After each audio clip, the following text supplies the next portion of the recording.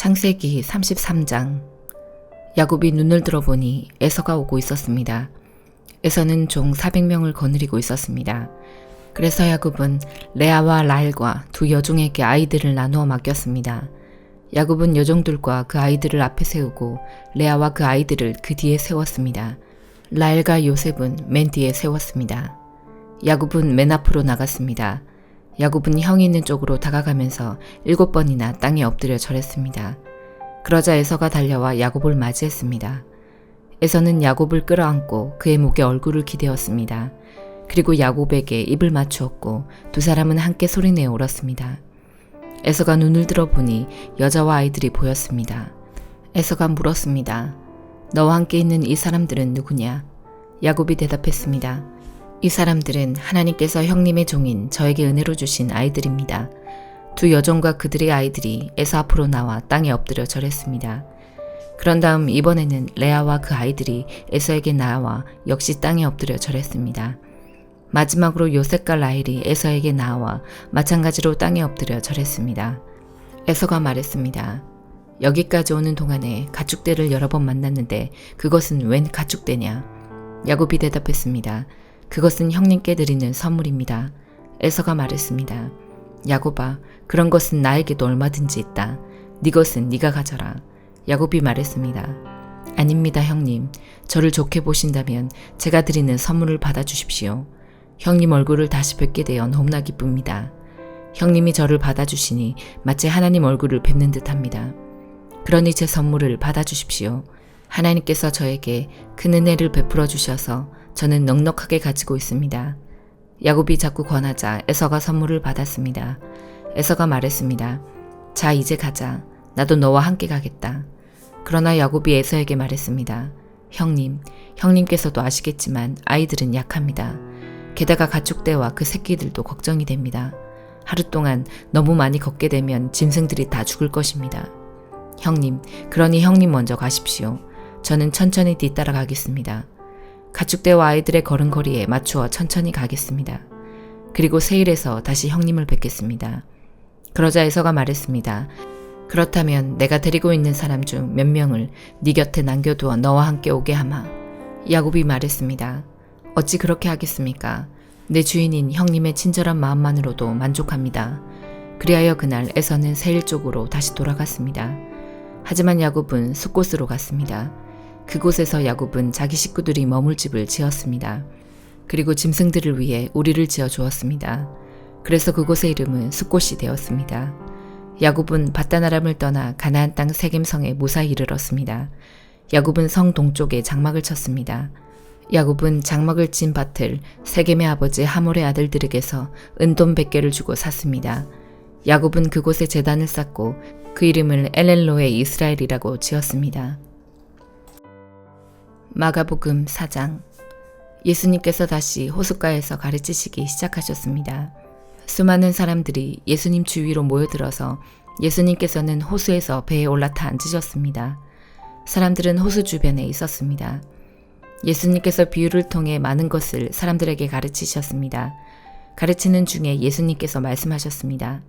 들어라. 한 농부가 씨를 뿌리러 나갔다. 농부가 씨를 뿌리는데 어떤 씨는 길가에 떨어졌다.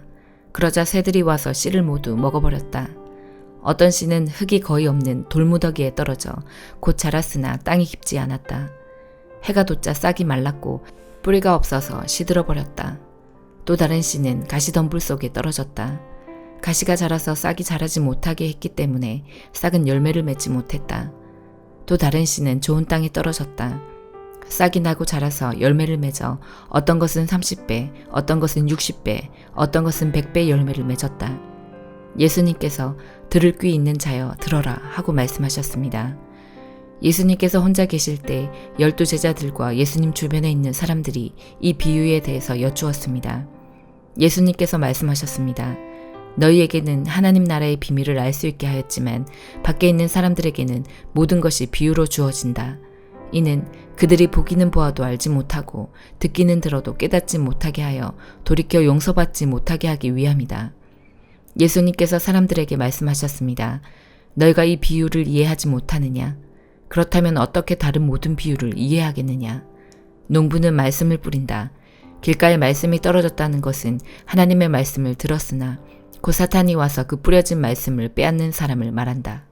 돌무더기에 씨가 떨어졌다는 것은 말씀을 들을 때 기쁨으로 즉시 받아들이지만 속에 뿌리가 없어 오래가지 못하고 말씀 때문에 환난이나 박해가 일어나면 곧 넘어지는 사람이다. 가시덤불에 씨가 떨어졌다는 것은 말씀을 듣지만 세상의 염려와 재물에 대한 유혹과 그 밖에 여러 가지 욕심이 말씀을 가로막아서 열매를 맺지 못하는 사람이다. 좋은 땅에 씨가 떨어졌다는 것은 말씀을 듣고 받아들여 30배, 60배, 100배의 열매를 맺는 사람이다. 예수님께서 그들에게 말씀하셨습니다. 등불을 침대 아래나 대방 밑에 두겠느냐? 등잔대 위에 두지 않겠느냐? 숨긴 것은 나타나고 비밀은 드러나기 마련이다. 들을 귀 있는 사람은 들어라. 예수님께서 그들에게 말씀하셨습니다. 너희가 듣는 것을 마음에 새겨라. 너희가 다른 사람에게 주는 만큼 너희가 받을 것이며 그 외에도 더 주실 것이다. 가진 사람은 더 받을 것이고 가지지 못한 사람은 가진 것마저도 빼앗길 것이다. 예수님께서 말씀하셨습니다. 하나님 나라는 밭에 씨를 뿌리는 농부와 같다. 밤낮으로 자고 일어나는 동안 씨가 싹이 나고 자란다. 사람은 그것이 어떻게 자라는지를 알지 못한다. 땅은 저절로 열매를 맺게 한다. 먼저 싹이 나고 다음에는 이삭이 나오고 마침내 나달이 여문다. 곡식이 익으면 농부가 와서 낫으로 그것을 거두어들인다. 그것은 추수 때가 되었기 때문이다. 예수님께서 말씀하셨습니다. 하나님 나라를 무엇에 빗댈 수 있을까? 무슨 비유로 설명을 할까? 하나님 나라는 겨자씨와 같다. 겨자씨를 밭에 심을 때는 밭에 심는 씨앗 중에서 가장 작다. 그러나 심긴 후에는 그 어떤 밭 작물보다 더 크게 자란다. 커다란 가지를 내어 하늘의 새들이 그 그늘에 둥지를 틀 정도가 된다. 예수님께서는 많은 비유를 사용하여 사람들이 알아들을 수 있도록 말씀하셨습니다. 비유가 아니면 말씀하지 않으셨으나 제자들에게는 따로 모든 것을 설명해 주셨습니다. 그날 저녁이 되자 예수님께서는 제자들에게 말씀하셨습니다. 호수 건너편으로 가자. 그래서 제자들은 사람들을 남겨두고 예수님께서 배에 타고 계신 그대로 모시고 갔습니다. 주위에 있던 다른 배들도 따라갔습니다. 그때 매우 강한 바람이 불어와서 파도가 배 안으로 덮쳐 들어왔고 물이 배 안에 차게 되었습니다. 예수님은 배 고물에서 베개를 베고 주무시고 계셨습니다. 제자들이 와서 예수님을 깨우면서 말했습니다. 선생님, 우리가 죽게 되었는데 돌아보지 아니하십니까? 예수님께서 일어나시더니 바람을 꾸짖고 호수에게 명령하셨습니다. 조용하여라, 잠잠하여라. 그러자 바람이 멈추었고 호수가 잔잔해졌습니다. 예수님께서 제자들에게 말씀하셨습니다. 어째서 너희가 무서워하느냐? 아직도 믿음이 없느냐? 제자들이 매우 두려워하며 이분이 어떤 분이길래 바람과 파도도 순종하는 것일까 하고 서로에게 물었습니다. 에스더 9장. 드디어 12째 달인 아달월 13일이 되어 왕이 내린 명령을 지켜야 하는 날이 되었습니다.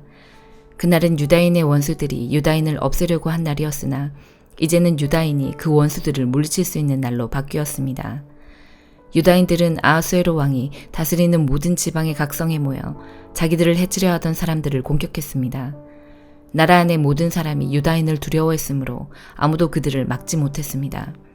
게다가 각 지방의 귀족들과 총독들과 군대 지휘관들과 왕의 신하들도 모르드게를 두려워했기 때문에 유다인을 도왔습니다. 모르드게는 왕궁에서 높은 자리를 차지하고 있었으며 그의 세력 또한 점점 커져서 나라 전체에 그의 이름을 모르는 사람이 없게 되었습니다. 유다인들은 모든 원수를 칼로 쳐 죽여 없앴습니다. 그리고 그들을 미워하던 민족에게 하고 싶은 대로 다 했습니다. 유다인들은 수산성에서만 500명을 죽여 없앴습니다.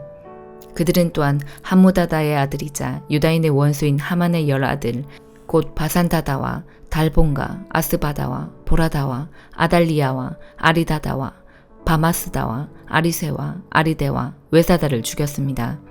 그러나 유다인은 그들의 재산에는 손을 대지 않았습니다. 그날 수산성에서 죽은 사람의 수가 왕에게 보고되었습니다. 왕이 에스더 왕후에게 말했습니다. 유다인들이 수산성에서만 500명을 죽여 없앴고 하만의 10아들도 죽였소. 그러니 다른 지방에서는 어떠했을지 더 말할 나위도 없소. 이제 당신의 남은 소원을 말해보시오. 내가 들어주겠소. 무엇을 더 바라시오. 당신이 바라는 대로 해주겠소. 에스더가 대답했습니다. 왕만 좋으시다면 수산성에 있는 유다인들이 내일도 오늘처럼 할 수 있게 해주십시오. 그리고 하만의 열아들의 주검을 장대에 매달아 주십시오. 왕이 에스더의 청을 허락하고 명령을 내렸습니다. 수산성에 조서가 내려졌고 하만의 열아들의 주검이 장대에 매달렸습니다. 수산성의 유다인들은 아달월 14일에 모여서 수산성에서 300명을 죽였습니다. 그러나 그 재산에는 손을 대지 않았습니다. 다른 지방의 유다인들도 모여서 자기 생명을 지키고 원수들을 물리쳤습니다. 그들은 자기들을 미워하던 사람 7만 5천 명을 죽였습니다. 그러나 재산에는 손을 대지 않았습니다. 이 일이 일어난 날은 아달월 13일이었습니다. 14일에는 쉬면서 즐거운 잔치를 열었습니다. 그러나 수산성의 유다인들은 아달월 13일과 14일에 모였으므로 15일에 쉬면서 그날을 즐거운 잔칫날로 삼았습니다. 시골과 작은 마을에 사는 유다인들이 아달월 14일에 잔치를 베풀면서 서로 선물을 나누는 것은 바로 이러한 이유 때문입니다. 모르드게는 이 모든 일을 다 적어두었습니다. 그리고 먼 곳이든지 가까운 곳이든지 아하수에로 왕이 다스리는 나라의 모든 유다인에게 편지를 보내어 해마다 아달월 14일과 15일을 명절로 지키게 했습니다. 그날은 유다인이 원수들을 물리친 날이고 슬픔이 기쁨으로 바뀐 날이며 통곡할 날이 즐거운 날로 바뀐 날입니다. 따라서 모르드게는 그날을 즐거운 명절로 정하고 서로 음식을 나누며 가난한 사람들에게 선물을 주는 날로 정하게 하였습니다. 유다인들은 모르드게의 말에 따라 해마다 그날을 명절로 지켰습니다. 모든 유다인의 원수였던 함무다다의 아들 아각 사람 하만은 유다인들을 없앨 음모를 꾸미고 부르 곧 제비를 던져 유다인을 멸망시킬 날을 정했으나 왕이 그 음모를 알고 조서를 내려 유다인을 해치려고 꾸민 음모가 오히려 그에게 돌아가게 하였고 하만뿐만 아니라 그의 열아들까지도 장대에 매달게 했습니다. 그래서 제비를 뜻하는 부르라는 말을 따라 이 두 날을 부림이라 부르게 된 것입니다. 유다인들은 이 일을 관습으로 삼아 다른 민족에서 유다인이 된 사람들에 이르기까지 자손 대대로 이 두 날을 지키게 했으며 모르드게가 편지에 명령한 대로 해마다 거르는 일이 없이 그 두 날을 지키게 했습니다. 어느 지방 어느 성에 살든지 유다인이라면 누구나 이 두 날을 기억하고 지켜야 했습니다. 부림절은 유다인들에게는 거를 수 없는 명절이 되었고 자손들에게도 잊어서는 안 되는 날이 되었습니다. 아비하일의 딸 에스더 왕후는 유다인 모르드게와 함께 부림절에 관한 두 번째 편지를 써서 자기들의 권력으로 부림절을 확정했습니다. 모르드게는 아하수에로 왕이 다스리는 나라의 127지역에 사는 모든 유다인에게 평화와 안녕을 비는 편지를 보냈습니다. 그는 그 편지에서 정한 날에 부림절을 지키는 것을 명령하고 자신과 에스더 왕후를 비롯한 모든 유다인이 이 두 날에 금식을 하고 슬피 울며 지킬 것을 말하였습니다. 부림절 관습은 에스더의 편지로 확실히 정해졌고 이 모든 일이 글로 적혔습니다. 에스더 10장. 아하수에로 왕은 본토뿐만 아니라 바닷가의 성들도 조공을 바치게 했습니다. 아하수에로 왕이 큰 권세와 능력으로 이룬 모든 업적과 그가 모르드게를 높여 영화롭게 한 일은 메데와 페르시아의 왕들의 역사책에 적혀 있습니다. 유다인 모르드게는 아하수에로 왕 다음으로 높은 사람이었습니다. 그는 유다인 가운데서 가장 세력이 컸는데 자기 민족의 이익과 안전을 위해서 일했기 때문에 모든 유다인의 존경을 받았습니다. 로마서 4장. 그러면 이 문제에 대해 우리의 조상 아브라함이 발견한 것은 무엇이라고 말할 수 있겠습니까? 아브라함이 행위를 통해 의롭다함을 얻었다면 그에게는 자랑할 것이 있었을 것입니다. 그러나 하나님 앞에서는 자랑할 것이 없습니다. 성경이 뭐라고 말합니까? 아브라함이 하나님을 믿으니 그 믿음을 그의 의로 여기셨다라고 하지 않습니까? 일을 해서 품삯을 받는 사람은 그가 받는 품삯을 당연히 받을 것을 받는 것으로 생각하지 선물을 받는 것으로 생각하지 않습니다. 그러나 일을 하지 않는데도 품삯을 받는 사람이 있다면 그가 경건하지 않은 사람을 의롭다고 여기시는 하나님을 믿기 때문에 하나님께서 그의 믿음을 보시고 의롭다고 여기시는 것이 됩니다. 다윗은 행한 것과는 관계없이 하나님께서 의롭다고 인정하시는 사람이 받은 복에 대해 다음과 같이 말했습니다. 자기 죄를 용서받고 자기 허물이 가려진 사람은 복이 있다. 주님께서 죄 없다고 인정해주는 사람은 복이 있다. 그렇다면 이 복이 할례를 받은 사람들에게만 내리는 것입니까? 아니면 할례를 받지 않은 사람들에게도 내리는 것입니까? 우리는 앞에서 아브라함의 믿음이 의로 여김을 받았다고 말했습니다. 어떤 상황에서 이런 일이 발생했습니까? 아브라함이 할례를 받은 뒤였습니까? 아니면 할례를 받기 전이었습니까? 아브라함이 의롭다함을 받은 것은 할례를 받은 후가 아니라 할례를 받기 전이었습니다. 아브라함은 할례를 받기 전에 믿음으로 의롭다함을 받았으며 그 표로서 할례를 받은 것입니다. 그러므로 아브라함은 할례를 받지 않고도 하나님을 믿는 모든 사람들이 의롭다 여김을 받을 수 있도록 모든 믿는 사람의 조상이 되었습니다. 또한 아브라함은 할례 받은 자의 조상이기도 합니다. 이 말은 그가 할례 받은 사람들 뿐만 아니라 우리 조상 아브라함이 할례를 받기 전에 가졌던 믿음의 발자취를 따라가는 사람들의 조상도 된다는 의미입니다. 하나님께서 아브라함과 그의 후손에게 그들이 세상을 물려받을 상속자가 되리라고 하신 약속은 율법을 통해 온 것이 아니라 믿음으로 인한 의를 통해 주신 약속입니다. 만일 율법을 지키는 사람이 상속자가 된다면 믿음은 쓸모가 없어지고 약속도 무용지물이 되고 말 것입니다. 율법은 하나님의 진노를 야기하지만 율법이 없다면 율법을 범하는 일도 없을 것입니다. 그러므로 하나님의 약속은 믿음을 통해 주어집니다. 이렇게 하신 것은 하나님께서 아브라함의 모든 자손에게 약속을 은혜로 주시기 위해서입니다. 모세 율법 아래 사는 사람뿐만 아니라 우리 모두의 조상 아브라함처럼 믿음으로 사는 사람들 전부가 아브라함의 자손이 됩니다. 성경에 내가 너를 많은 민족의 조상으로 삼았다고 기록되어 있는 것처럼 아브라함은 그가 믿은 하나님, 곧 죽은 사람도 살리시며 없는 것도 있게 하시는 하나님을 믿었습니다. 아브라함은 소망이 전혀 없었지만 하나님께서 네 자손이 이와 같이 많아질 것이다 라고 말씀하신 대로 자기가 많은 민족의 조상이 될 것을 믿고 소망하였습니다. 아브라함은 100살이나 되어 거의 죽은 사람이나 다름없게 되었고 살아도 나이가 많아 아기를 낳을 수 없다는 것을 알았지만 하나님을 믿는 믿음이 약해지지 않았습니다. 그는 하나님의 약속에 대해 불신하거나 의심하지 않고 오히려 그 약속을 굳게 믿어 하나님께 영광을 돌렸습니다. 아브라함은 하나님께서 친히 약속하신 것을 이루실 능력이 있다는 것을 확신했습니다. 이것이 바로 하나님께서 그 믿음을 그의 의로 여기셨다라고 말씀하신 이유입니다.